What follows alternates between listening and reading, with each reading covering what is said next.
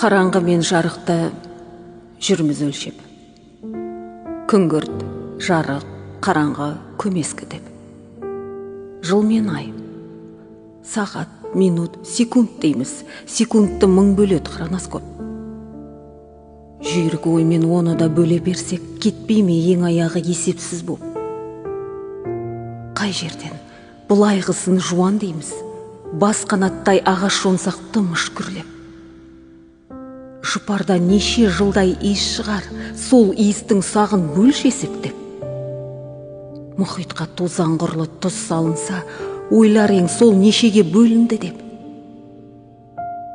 Жаралыс жұмбағының іс өлшеусіз, білдім деген, білмедім деген кезеп.